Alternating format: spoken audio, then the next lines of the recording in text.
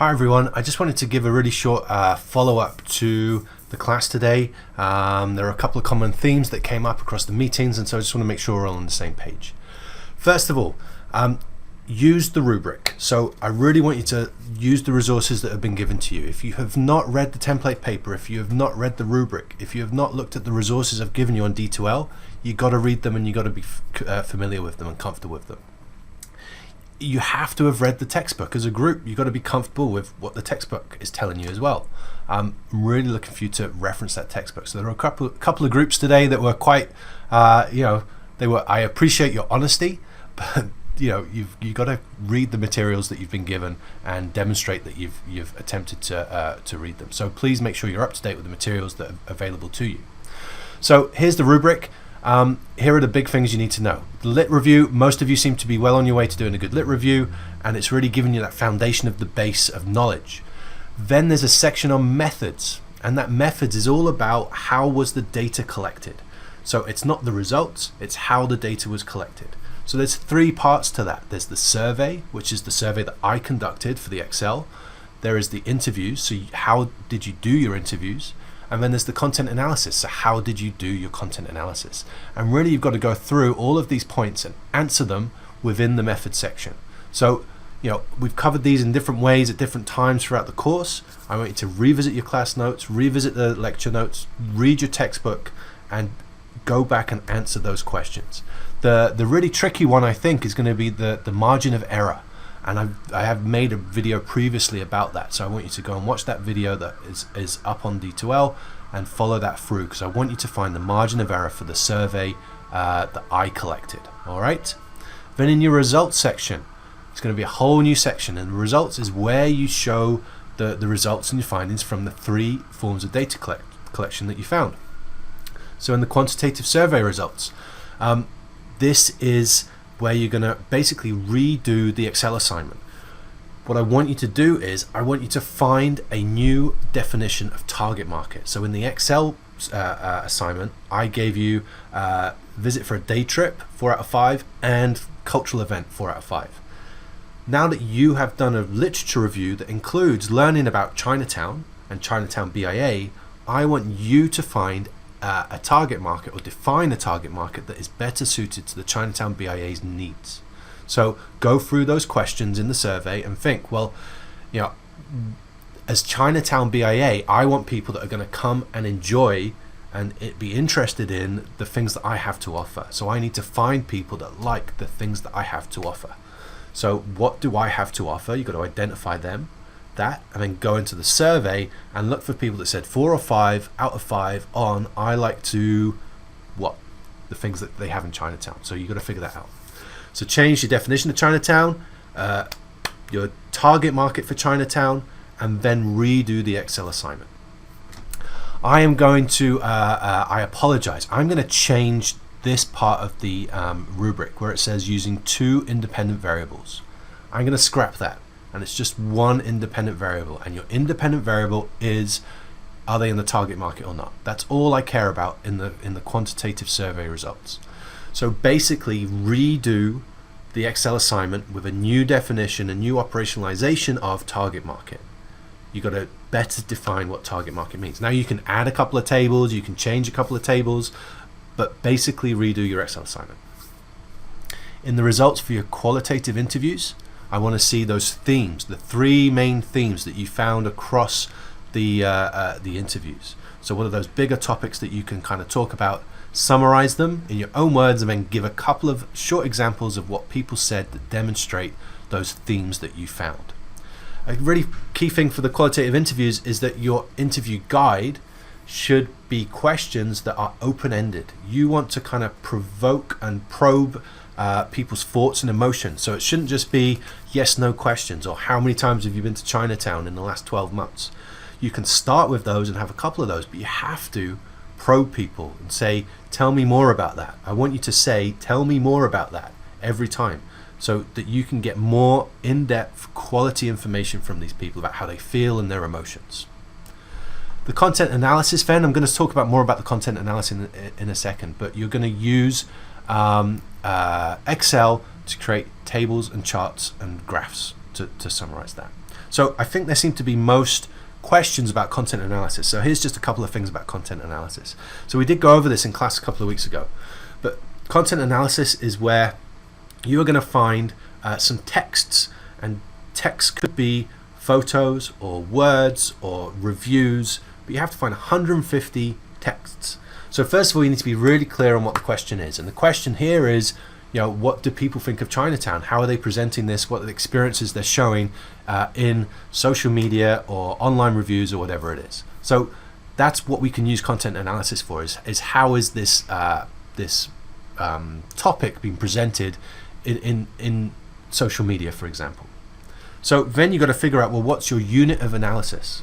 That basically means, are we going to look at photos? And if we're going to look at photos, where are we going to get those photos from? If we're going to look at tweets or reviews or something else, what are we actually going to analyze? What are the individual texts that we're going to look at?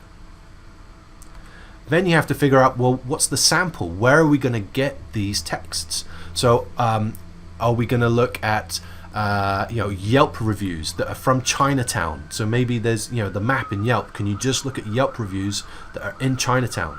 Or could you go to Instagram and say hashtag Chinatown Toronto and look at those photos that are from that very kind of, you've got to give a definition to the sample that you're drawing from, and it should just be one sample.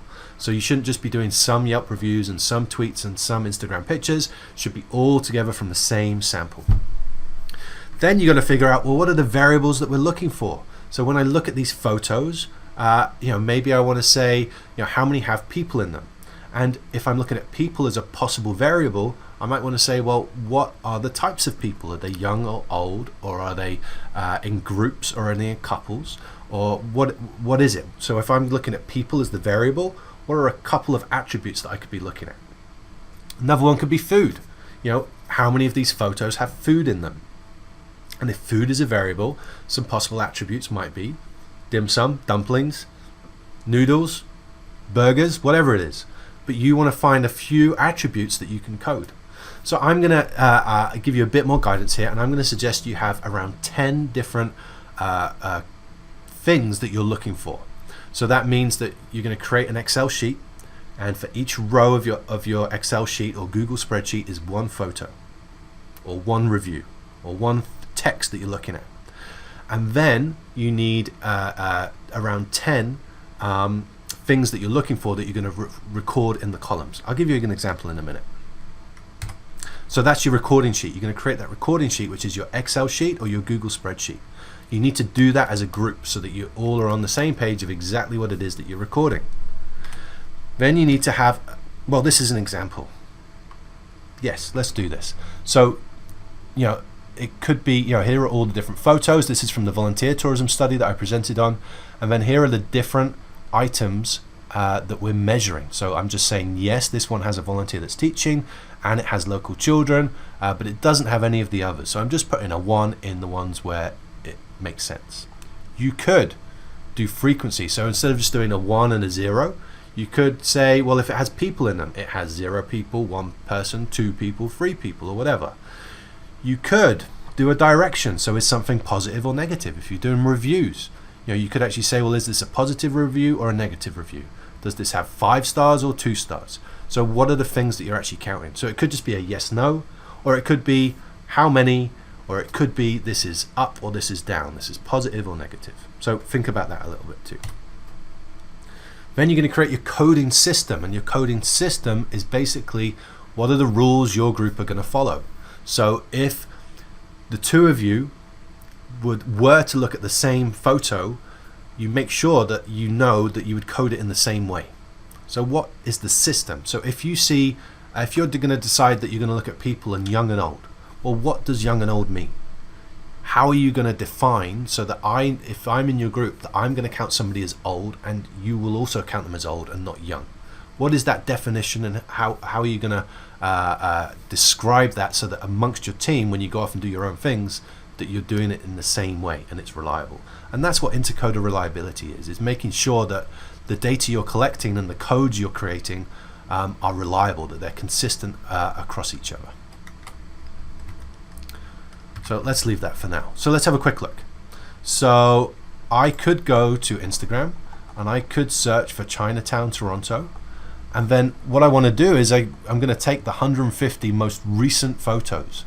So you could either screenshot those, you could make your, you could do it really small like this, and you could just try and, it's going to take a little bit of time, but you're going to get the 150 most recent photos, for example.